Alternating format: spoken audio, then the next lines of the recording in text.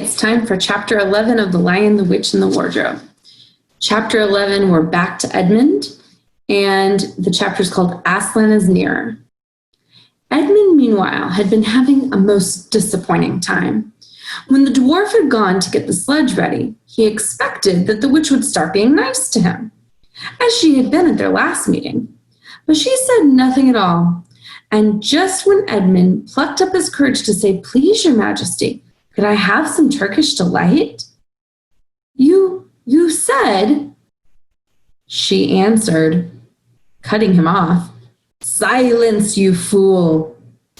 And she appeared to change her mind and said as if to herself, "And yet it will not do to have the brat fainting on the way." And once more she clapped her hands. Another dwarf appeared. "Bring the human creature food and drink," she said.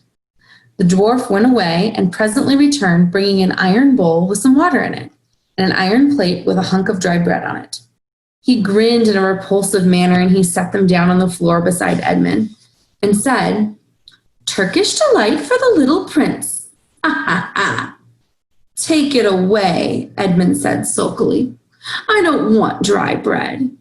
But the witch suddenly turned on him with such a terrible expression on her face that he apologized and began to nibble at the bread, though it was so stale he could hardly get it down. "You may be glad enough of it before you taste bread again," said the witch. Here's the picture, Edmund.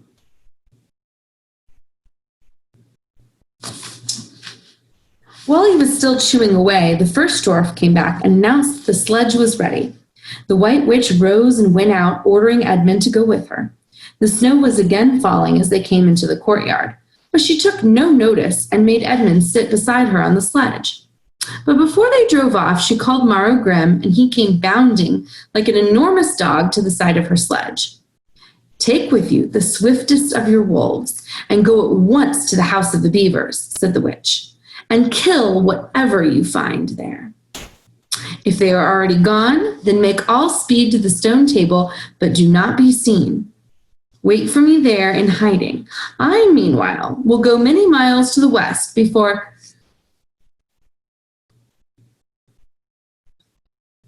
I find a place where I can drive across the river. You may overtake these humans before they reach the stone table. You will know what to do if you find them." "I hear and obey, O queen," growled the wolf, and immediately he shot away into the snow and darkness as quickly as a horse can gallop. In a few minutes he had called another wolf and was with him down on the dam sniffing at the beaver's house. But of course they found it empty. It would have been a dreadful thing for the beavers and the children if the night had remained fine, for the wolves would have been able to follow their trail, and 10 to 1 would have overtaken them before they had gotten to the cave. But now that the snow had begun and the scent was cold, and even footprints were covered up. Meanwhile, the dwarf whipped the reindeer, and the witch and Edmund drove out under the archway and on the way and away into the darkness and the cold. This was a terrible journey for Edmund, who had no coat. Before they had been going a quarter of an hour, all front of him was covered with snow. He soon stopped even trying to shake it off, because as quickly as he did that, a new lot gathered, and he was so tired. Soon he was wet to the skin, and oh, how miserable he was. It didn't look now as if the witch intended to make him a king. All the things he had said to himself to make himself believe she was good and kind, and that her side was really the right side, sounded silly to him now. He would have given anything to meet the others at this moment, even Peter. The only way to comfort himself now was to try to believe that the whole thing was a dream, and that he might wake up at any moment. And as they went on, hour after hour, it did seem like a dream. This lasted longer than I could describe, even if I wrote pages and pages about it, but I will skip on to the time when the snow had stopped and the morning had come and they were racing along in the daylight. And they still went on with no sound but the everlasting swish of the snow and the creaking of the reindeer's harness. And then at last the witch said, "What have we here? Stop!" And they did. how Edmund hoped she was going to say something about breakfast, but she had stopped for quite a different reason. A little way off, at the foot of a tree, sat a merry party. A squirrel and his wife with their children, two satyrs and a dwarf and an old dog fox, all on stools around the table. Edmund couldn't quite see what they were eating, but it smelled lovely, and there seemed to be decorations of holly, and he wasn't at all sure that he didn't see something like plum pudding, which is a dessert. At the moment when the sledge stopped, the fox, who was obviously the oldest person present, had just risen to its feet, holding a glass in its right paw as if he was going to say something. But when the whole party saw the sledge stopping and who was in it, all the gaiety, which means the happiness, went out of their faces. The father squirrel stopped eating with his fork halfway to his mouth. One of the satyrs stopped with its fork actually in its mouth. And the baby squirrels, they squeaked in terror. "What is the meaning of this?" asked the witch queen. Nobody answered. "Speak, vermin," she said again. "Or do you want my dwarf to find you a tongue with his whip? What is the meaning of all this gluttony, this waste, this self-indulgence? Where did you get these things?" Please, your majesty," said the fox. We were given them. And if I might make so bold as to drink to your majesty's very good health." "Who gave them to you?" said the witch. Father Christmas," said the fox. "What?" roared the witch, springing from the sledge and taking a few strides nearer to the terrified animals. "He has not been here. He cannot have been here. How dare you? But no, say you have been lying, and even now you shall be forgiven." At that moment, one of the young squirrels lost its head completely. He has, it squeaked, beating its little spoon on the table. Edmund saw the witch bite her lips so that a drop of blood appeared on her white cheek. Then she raised her wand.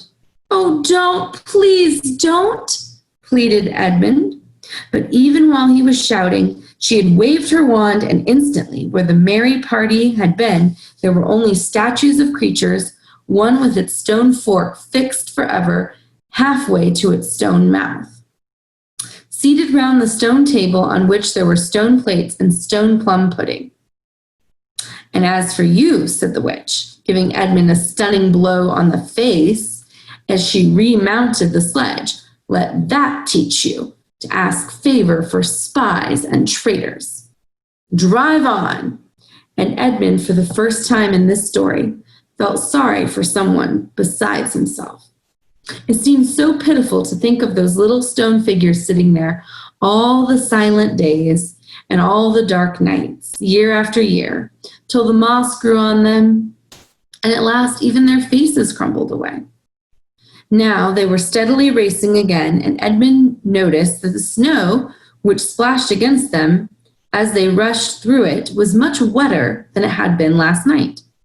At the same time, he noticed that he was feeling much less cold. It was also becoming foggy. In fact, every minute it grew foggier and warmer, and the sledge was not running nearly as well as it had been running up until now. At first, he thought this was because the reindeer were tired, but soon he saw that couldn't be the real reason. Here's pictures of the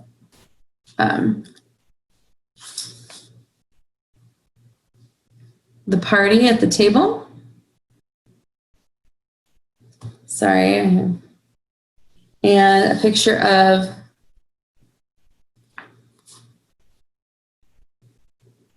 let's see. All right. I will fix that. I try to do kind of a fun background for you, but it's not letting me show pictures. So here you go. There's the queen and the sledge. We've got Edmund and the dwarf up close, if you look.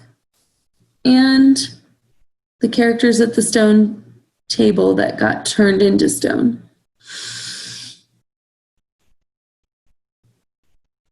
All right.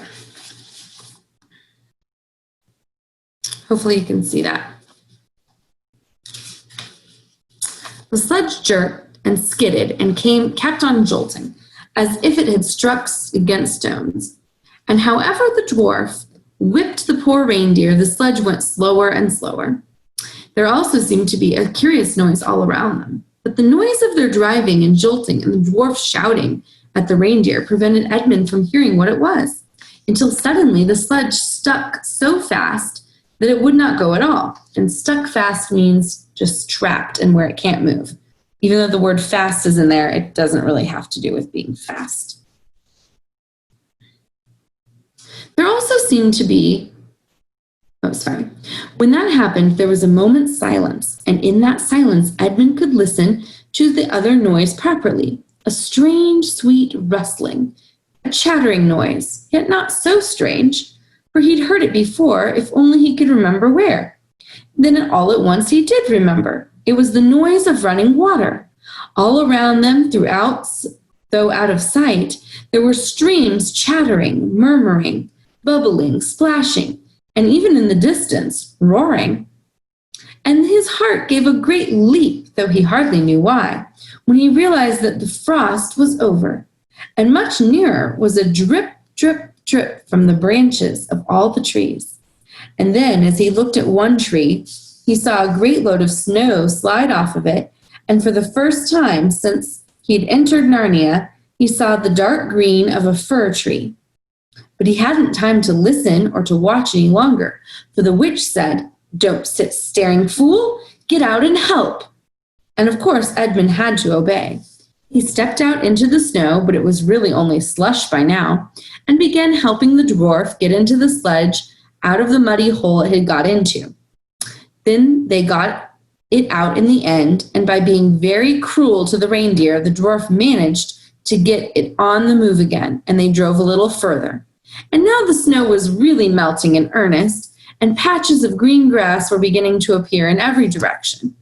Unless you have looked at the world of snow as long as Edmund had been looking at it, you will hardly be able to imagine what a relief those green patches were after the endless white.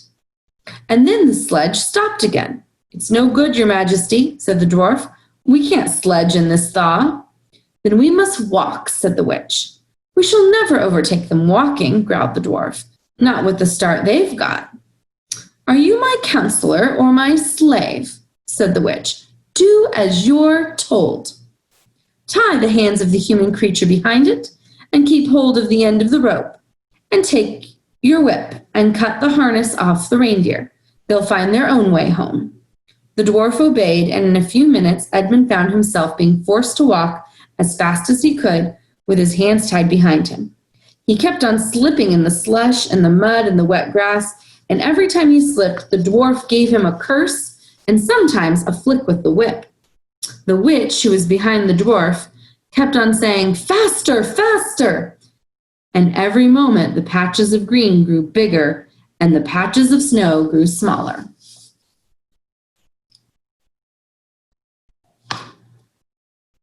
We got Edmund, then the dwarf, then the witch.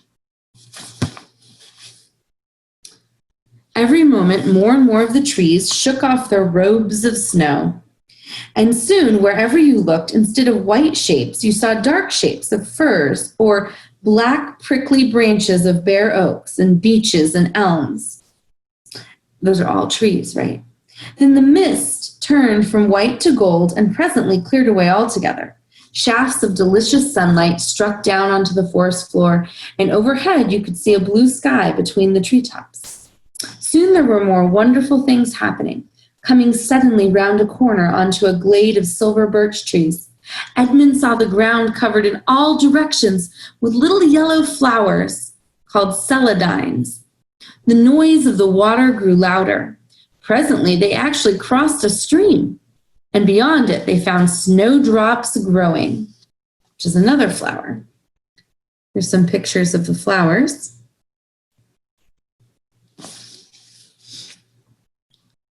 "Mind your own business," said the dwarf when he saw Edmund had turned his head to look at them. He gave the rope a vicious jerk. But of course, This didn't prevent Edmund from seeing. Only 5 minutes later, he noticed a dozen crocuses, another flower, growing round the foot of an old tree, gold and purple and white. Then came a sound even more delicious than the sound of water. Close beside the path they were following, a bird suddenly chirped from a branch of the tree. It answered by the chuckle of another bird, a little further off.